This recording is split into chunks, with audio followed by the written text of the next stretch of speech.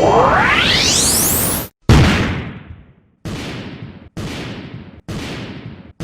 going on, you guys? It's your man James, aka JP. Oh man, so I'm refilming this video. I just filmed this whole video, went to put the file on my laptop and got a memory card error and said I needed to format the card, in turn losing every single thing that I had on the card, which the old files that I had didn't matter, but I also had this video that I just filmed on here and lost that.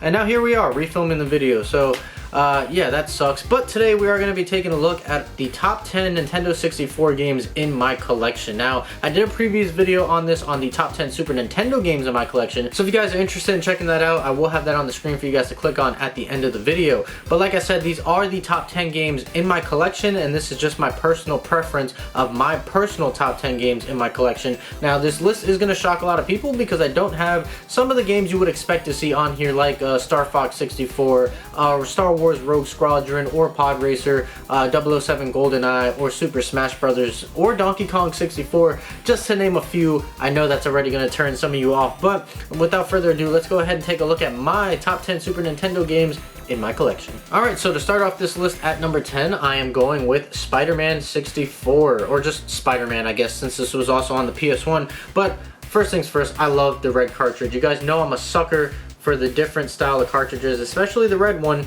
and here we go with that Spider-Man 64 cartridge with my end label. Spider-Man 64 is just such an amazing game. It really was just one of the first games in its genre, the open world superhero game. I guess it's kind of open world, but not fully open world, but it was just such a great game. The graphics were amazing, and it just really brought us into the world of Spider-Man like never before. And most of my knowledge from the characters and some of the backstories and whatnot of Spider-Man actually come from playing this game as a kid.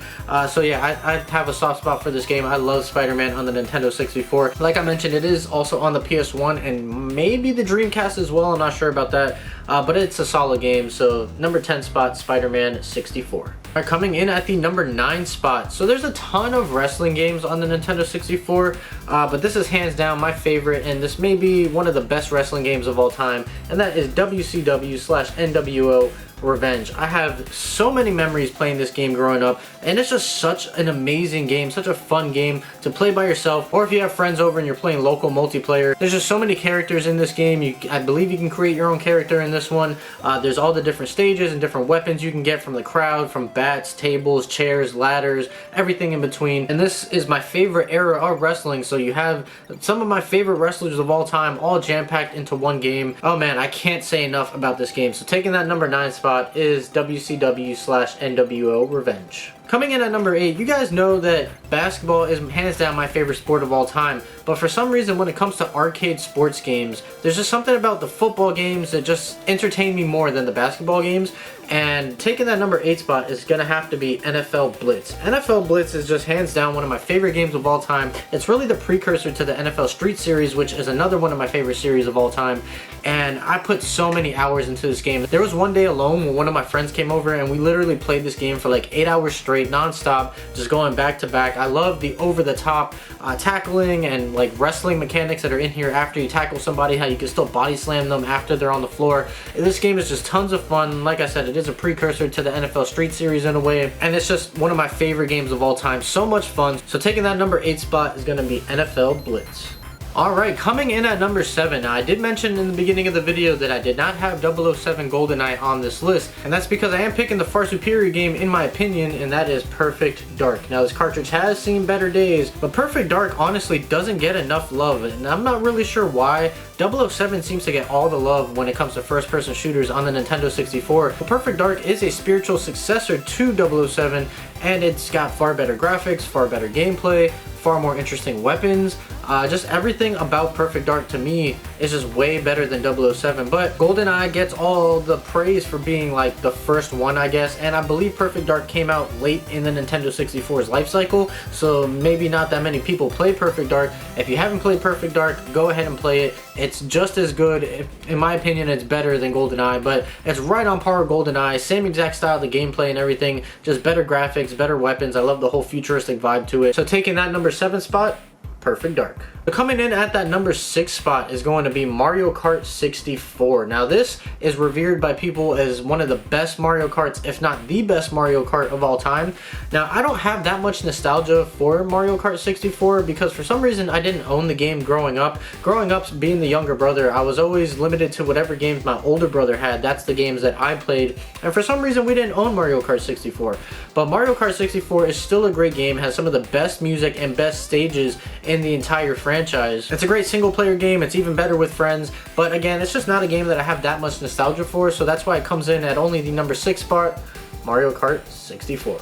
Alright, so entering into the top 5. Now these top 5 games are actually really hard for me to rank where they go because I just love all of them so much. But taking that number 5 spot for me is going to have to be Super Mario 64. And I know that's going to shock a lot of people. This would be higher up on a lot of people's lists, but this was also another game that I didn't have growing up, so I didn't really play it until later on in my life, and I played it on the DS as well. And while it is a phenomenal game, one of the best platformers of all time, again, I just don't have that much nostalgia for it. But that leap from Super Mario World going into Super Mario 64, just the difference in graphics from the Super Nintendo to the Nintendo 64, that first time seeing Mario in 3D, having the whole environment in 3D, yeah, that's still to this day absolutely amazing and mind-blowing, and not something that I ever take for granted.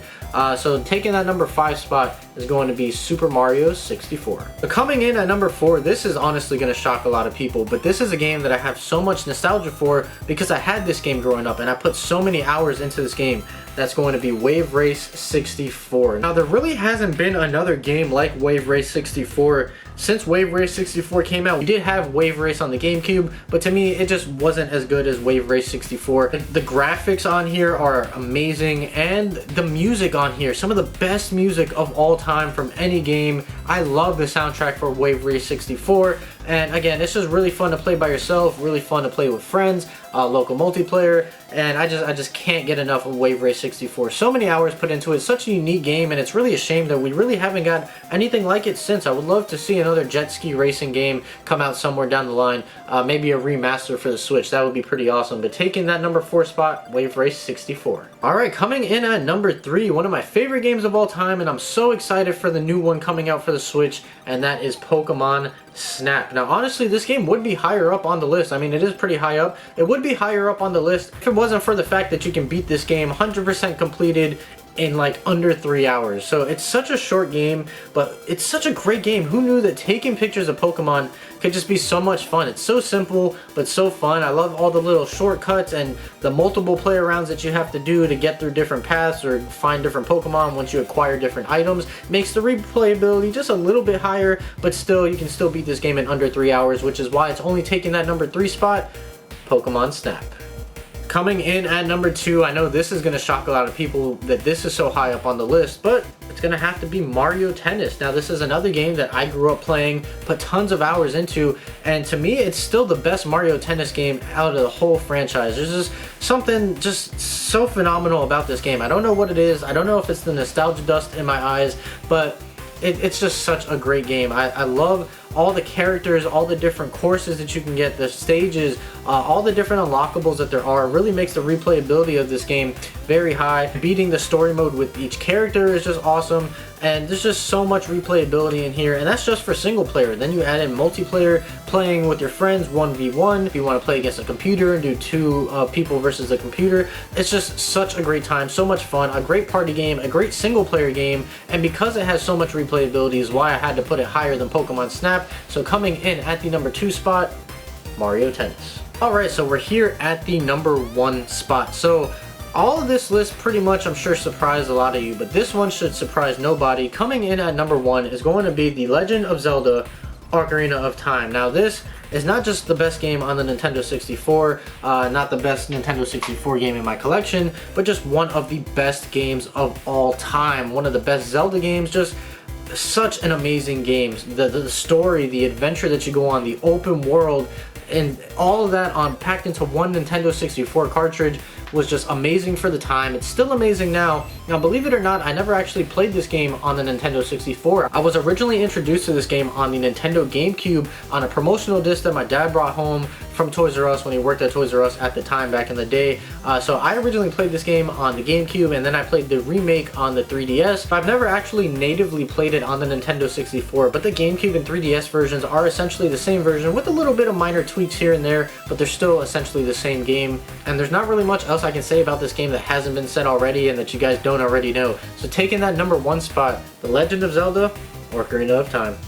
Alright you guys, so that's gonna do it for the second time that I'm filming this video. So I hope you guys enjoyed this video. If you did, make sure you like, comment, and subscribe. And also be sure to check out my top 10 Super Nintendo games on my collection. That should be popping up on the screen for you guys to click on. And also be sure to follow me on Instagram. That link's in the description down below. So that's pretty much it. I'm gonna go ahead and get on out of here. So as always guys, stay tuned for more, and I'll see you guys next time.